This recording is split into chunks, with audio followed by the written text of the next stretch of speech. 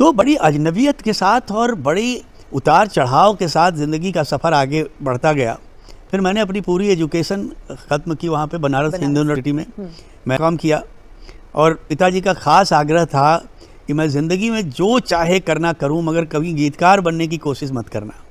वो बिल्कुल, इसलिए उन्होंने मुझे लिटरेचर ना पढ़ा के कॉमर्स में डाला कि तुम सीए बन जाओ, नौकरी कर लो, बिजनेस कर लो, जो तुम चाहो करो, मगर अपना रुख कभी फिल्म इंडस्ट्री की तरफ मत करना।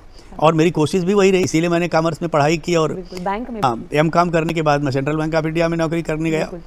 मगर कहीं ना कहीं अंतर मन से हमेशा एक आवाज़ आती रही कि तुम्हारी मंजिल मकसूद ये है नहीं, गलत जगह पे जा रहा है, और अभी भी मैं तुमसे कह रहा हूँ कि तू निकल जाए यहाँ से। और मैं तुमको बताऊँ विनीता, मैंने हमेशा दिल की सुनी है, और जब जब दिल ने मुझसे जो कहा है, मैं हमेशा उस रास्ते को फॉलो किया मैंने। बिल्कुल। और उस ज़माने में 90s में बैंक की नौकरी मिलना मतलब ICS PCS बनने से कम नहीं था।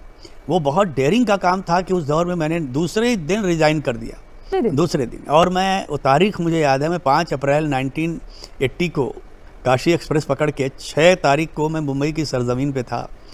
और फिर अब यहाँ से जो सफ़र शुरू हुआ वो बताऊँगा तुमको। मगर पिछला जीवन ऐसे ही रहा, मगर जीवन में गरीबी देखी, संघर्ष देखा, भूख देखी।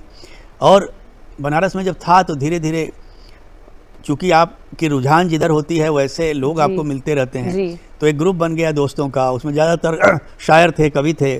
फिर हम लोग धीरे धीरे रेडियो तक गए, फिर मुशायरों तक गए। तो वहाँ ये सब मैं उस दौर में इसलिए नहीं कर रहा था कि मुझे गीतकार बनना है, क्योंकि वो एक अंदर ये गॉड गिफ्ट होती है चीज़। आप चाहो कि कभी बन जाओ तो आप नहीं बन सकते हो, अंदर वो जर्म्स होने चाहिए। तो अब वो एक चीज़ अंदर कुरेदती थी, तो मैं उसको लिखता रहता था, अच्छा लगता था, क्योंकि एक शौक बन गया वो मेरा।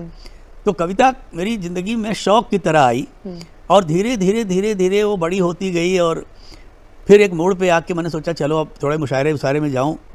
तब तक मन में नहीं था कि गीतकार बनना है। अच्छा।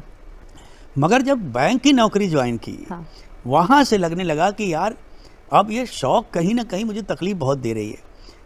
तो मैंने बोला नहीं, जबकि ये हिम्मत हो नहीं रही थी कि पिताजी चाह नहीं रहे हैं और मैं उनके अगेंस्ट जाके उनके विश के अगेंस्ट जाके डिसीजन लेना। मगर मैंने बोला नहीं, अब मेरी ज़िंदगी है, मैं बड़ा हो चुका हूँ, मुझे मेरे फैसले लेने की पूरी आज़ादी है।